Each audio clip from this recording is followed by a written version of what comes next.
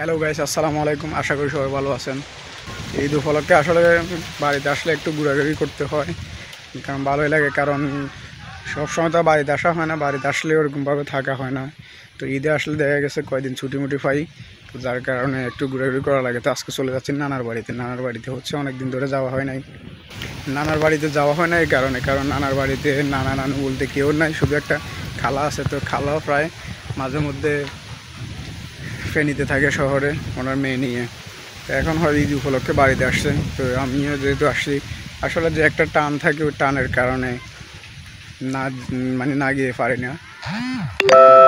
যে নানার বাড়িতে আসলে একটা নানু যখন ছিল তখন একটা অন্যরকম মজা ছিল, ভালো লাগতো। নানু অনেক আদর আপ্যায়ন করতো, কিন্তু এখন সেটা আর পাই না। তা আসলে আমার নানার বাড়িটা হচ্ছে আমাদের বাড়ি থেকে একদিকগুলি ভিতরে। তো নানার বাড়ি যাওয়ার সময় এই যে তাল গাছের তাল দেখলাম। আসলে তালের ডাব বছর যে এত পরিমাণ দাম, বলার বাইরে। ঢাকাতে তো খাওয়াই যায় না, একটা ডাব 30 টাকা করে। তা আসলে চারিপাশে পুরো জঙ্গল। এটা একটা বাড়ি, আর এই পাশটা হচ্ছে কবরস্থান। তা আসলে নানার বাড়ি যাওয়ার দিক হয়ে যায়, মানে যাইতে গেলে অনেক জায়গা আছে, সে ডানে বামে সব দিক দিয়ে যাওয়া যায়। তো আজকে যাচ্ছি অন্যরকম একটা রাস্তা দিয়ে। দেখতেছেন দুই পাশে গাছগাছালি। এখানে একটা মুরগির ফার্ম আছে, হয়তো সম্ভবত এই বাড়ির কেউ হবে এই ফার্মটা পরিচালনা করে। জঙ্গলের ভিতরে ব্রয়লার মুরগি হবে, বা যে ডিম ফাড়া মুরগিগুলো ওগুলোরই হবে। তো দেখতে থাকুন। তো আসলে নানুর বাড়িতে যাওয়ার রাস্তা অনেকগুলো আছে। তো মোটামুটি এখন যে অবস্থা রাস্তাঘাট, এগুলো একসময় একদম ভাঙাচুরা ছিল, কাদা ছিল, কাঁচা রাস্তা। এখন সব ফাঁকা হয়ে গেছে, ডানে বাম সবগুলো এখন ফাঁকা। আসলে গ্রামে আসলে একটা জিনিস ভালো লাগে, এই যে জমিগুলো দেখতেছেন, ফসলের মাঠগুলোকে মানে খুব দেখতে ভালো লাগে। ওরা ওই পাশে আবার পুকুর বাড়িও আছে। এখন যেহেতু বর্ষাকাল চলতেছে, তো এই কারণে জমিগুলো অনেক সবগুলোই ফাঁকা এখন। আর আমরা এমন সময় যাচ্ছি মানে রাস্তাঘাটে কোনো মানুষজনই নেই। যে ঈদ উপলক্ষে যে একটা মানুষজন থাকে রাস্তা দিয়ে বা গাড়ি ঘোড়া থাকে, এখন ওরকম দেখা যাচ্ছে না। তবে আরেকটা জিনিস মনে পড়ে গেল এই বিল্ডিংটা দেখে। দেখেন, এটা বিশাল একটা বিল, যেহেতু এখানে চাষবাস বা ফসল ক্ষেত এগুলা। তো বিল্ডিংটা দেখে মনে হলো এটাই, যে আমাদের ফেনীতে বা সোনাগাজী থানার ভিতরে যে পরিমাণ মানুষ সে আয় উন্নতি হয়েছে, যে পরিমাণ ধনী লোক, এরা যদি টুকটাক কিছু মনে করেন সোনাগাজীর গরিব দুঃখীদেরকে দান করে, তাহলে আর গরিব দুঃখী থাকে না।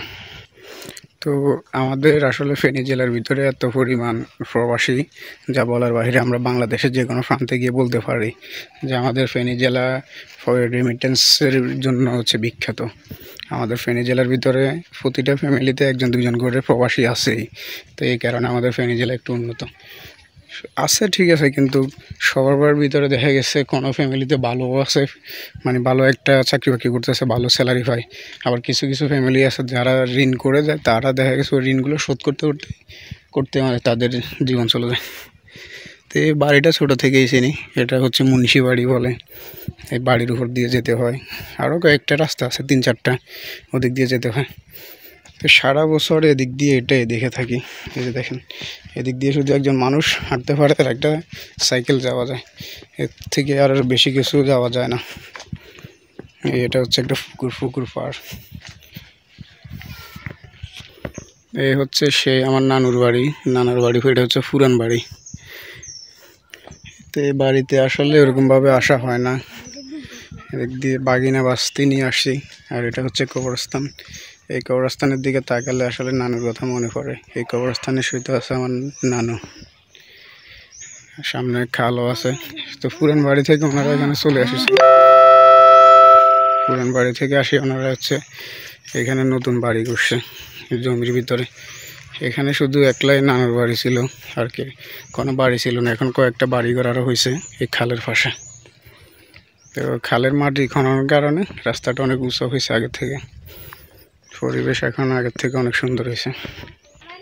তো পরিবেশটা আসলে দেখেই মানে খুব সুন্দর লাগে। বন জঙ্গল হয়ে গেছে, যেহেতু মাটি আগে দিক দিয়ে রাস্তা ছিল না, এদিক দিয়ে রাত্রেবেলা হাঁটা অসম্ভব ছিল। এখন তো দেখা যাচ্ছে রাস্তা হয়েছে, আর অনেক সুন্দর একটা এই যে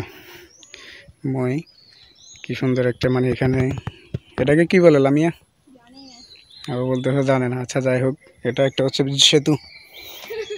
সেতুর মতোই, বাঁশের সেতু।